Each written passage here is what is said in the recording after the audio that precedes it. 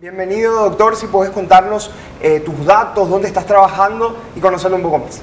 Bueno, muchas gracias por la invitación. Me llamo Víctor Rojas Rodríguez, egresado de la Universidad Nacional de Asunción.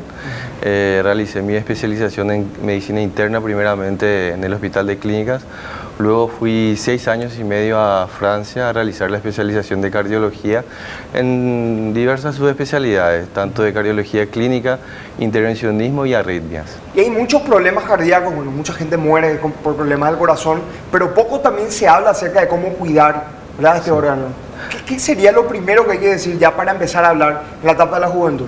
Sí, de hecho que la causa cardiovascular es la primera causa de mortalidad a nivel mundial.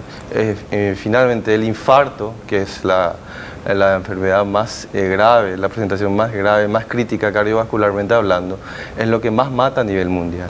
De hecho que la prevención se debe de iniciar de forma precoz, creando hábitos saludables, evitando el tabaco, regulando la cantidad de ingestión de bebidas alcohólicas, creando hábitos sanos como ejercicios físicos, aeróbicos, cardiovasculares, como se dice actualmente, que son por lo menos 5 veces a la semana, mínimamente de 20 minutos al día. Con eso uno logra reducir los riesgos cardiovasculares. Y mencionaste tabaco y alcohol y seguramente mucha gente no está muy contenta con esta información. No, desafortunadamente, como yo le digo a mis pacientes que ya han sufrido infartos, ¿verdad?, podemos negociar con la ingestión de bebidas alcohólicas, socialmente hablando, de forma responsable los fines de semana, no de forma continua. Eso es categórico lo que se puede negociar con los pacientes. El tabaco es cero. El tabaco no tiene absolutamente ningún beneficio y aumenta el riesgo de 5 a 10 veces de padecer un infarto, sobre todo en personas jóvenes. Y una consulta también hablaba acerca de ciertas bebidas y alimentos, porque desde el punto de vista nutricional también se recomienda más que nada empezar a llevar una dieta un poco más saludable. ¿Cuáles son esos alimentos que de repente ya desde jóvenes tenemos que ir dejando de lado porque nos puede hacer mal?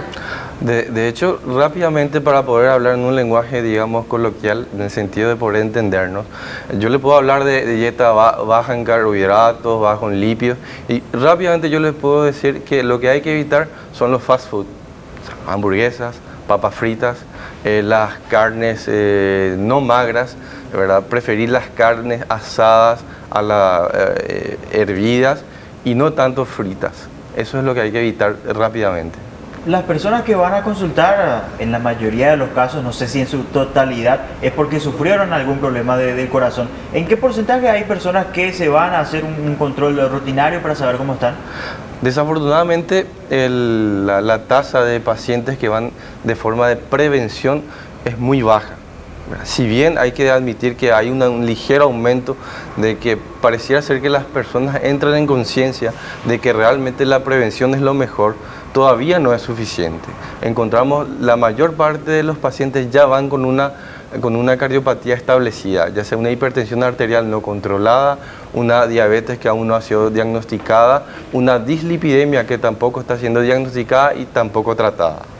Y generalmente son adultos los que acuden por problemas cardíacos, o hay también jóvenes que ya desde una edad muy temprana acuden por esos factores de riesgo que estuvieron consumiendo de repente mucho alcohol o tabaco. Realmente los jóvenes que acuden fundamentalmente a mi consulta son los jóvenes que hacen lo que se llama posterior a lo que se llama corazón de fiesta, o sea, que van a una fiesta, toman todo lo que hay, mezclan bebidas, sustancias y hacen arritmias.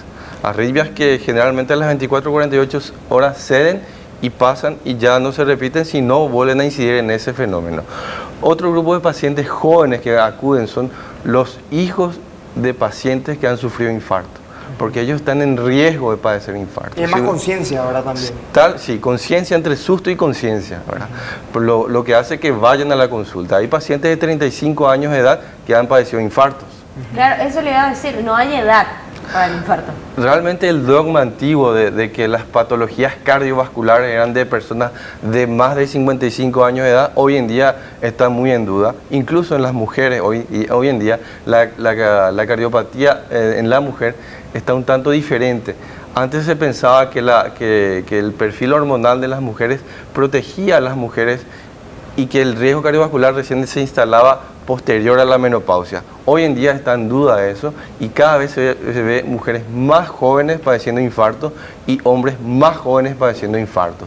Yo estoy hablando incluso de pacientes de 33, 35 años de edad, tanto varones como mujeres que han sufrido eventos coronarios agudos. Mencionaste lo de las fiestas hace rato, doctor, y una bebida que se puso muy de moda fue la mezcla del whisky con el energizante. ¿Esto es una bomba de tiempo para el corazón? Realmente si hay personas con un terreno predisponente de padecer de arritmias o de alguna cardiopatía congénita que no ha sido etiquetada aún o que no ha sido diagnosticada, puede predisponer a padecer arritmias, y esas arritmias pueden ser, en el mejor de los casos, arritmias supraventriculares, que tal vez lo máximo que le va a padecer una palpitación y va a parar ahí. Si no, puede complicarse con una arritmia ventricular y ahí sí ya es lo que solemos escuchar, la muerte súbita. Justamente hablando de muerte súbita, bueno, recientemente, hace ya unos años, hubo un caso de una actriz argentina, Romina Yan, hija de Cris Morena, Gustavo Yankelevich, que sufrió este accidente. Ella no había tenido problemas anteriormente, sin embargo murió de un paro cardíaco, salía del gimnasio, y estos casos son repetitivos, son mínimos. ¿Cómo prevenir algo así? Cuando no hay síntomas, debe ser muy difícil. Realmente la prevención, o sea, la muerte súbita o la prevención de la muerte súbita es bastante compleja, es complicada en el sentido de que lo primero que hay que hacer como una conducta pública es el acceso a desfibriladores, que son las máquinas que descargan eléctricamente. En lugares de acceso público, en los shopping, en los cines, en los patios de comida, en los hospitales públicos, en las salas de espera, en todos los lugares de acceso público donde hay una aglomeración de personas, debe de haber un desfibrilador. Esa debe ser una conducta de salud pública. Primeramente, eso es para poder reducir la tasa de mortalidad de muerte súbita en lugares extrahospitalarios. Lo segundo es realmente buscar a los pacientes, hacer los despistajes correspondientes, de ver qué pacientes predisponen a muerte súbita. Y eso, el primer tamizaje que realmente se debe realizar es un estudio electrocardiográfico, y nosotros los especialistas podemos tal vez tener elementos de que debemos de estudiar a este paciente, porque se puede identificar, ¿verdad? Se puede identificar desde un electrocardiograma a estudios genéticos. Y doctor, ¿en qué tan peligroso es para el corazón consumir de repente café todos los días, o esto no tiene absolutamente nada que ver con el corazón?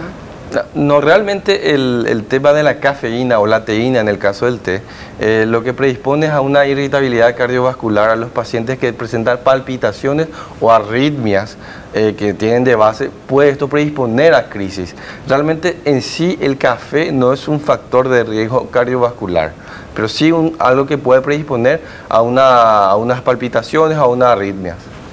¿Cómo se comporta el cuerpo antes de un infarto, el preinfarto? Sabemos que el cuerpo es sumamente sabio, que te va avisando, y te va avisando cosas y te vas dando cuenta si lo podés, si lo conoces, si entendés.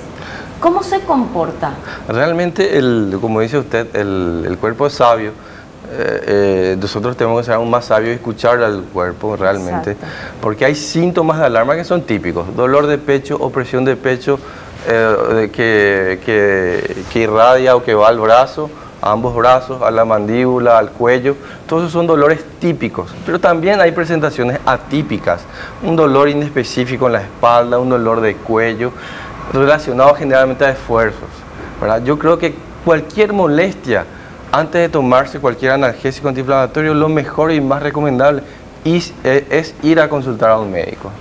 En cuanto a los días de calor que se están viniendo, de hecho ya tuvimos algunos, sí. ¿Cuáles son las recomendaciones y las cosas que hay que tener en cuenta? Fundamental es evitar realizar actividades físicas, tipo ejercicio aeróbico al sol en periodos durante de mucho calor. Realizarlo preferentemente a la mañana temprano o a la tardecita, ¿verdad? Y fundamentalmente hidratarse durante esta actividad. Eso es fundamental, la ingestión de líquidos durante la actividad, antes de la actividad, durante la actividad y después de la actividad. Porque hay muchos mitos, es muy interesante lo que está diciendo, porque hay muchos mitos de hay que hidratarse o después o antes, pero no durante. Sin embargo, lo importante es durante toda esta etapa. No, durante todo, porque la cantidad, la deshidratación que padecemos durante la actividad física, sobre todo con nuestro calor húmedo, es demasiado importante, es mucha, y bueno, la hemoconcentración es lo que predispone a los ataques, a los infartos. Y algo muy importante también es la alimentación. Hay algunos alimentos que son recomendados justamente para fortalecer esto, o para una persona que está haciendo terapia, más allá de evitar las carnes, como decías también. Realmente nada está prohibido estrictamente. Lo que el hábito que tenemos que tener acá en Paraguay, sobre todo, es realmente balancear esto. No es carne todos los días, no es carne vacuna todos los días. Hay pescado, hay pollo, hay que predisponer a aumentar el consumo de verduras, de ensaladas. Sí, es muy importante. Entonces, algunos consejos para ir cerrando y también dejar en claro a la gente que nos está viendo cómo empezar a darse cuenta de algunos problemas que uno tiene y cuál es el primer paso más allá de ir al clínico.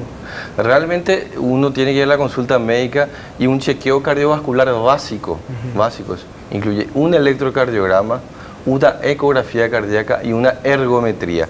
Estos tres elementos son fundamentales en todas aquellas personas que sobre todo quieren iniciar una actividad física un poco más intensa. Doctor, muchísimas gracias por visitarnos y ojalá realmente se reduzcan estas tasas porque hay mucha gente muriendo por esto. Gracias por la invitación.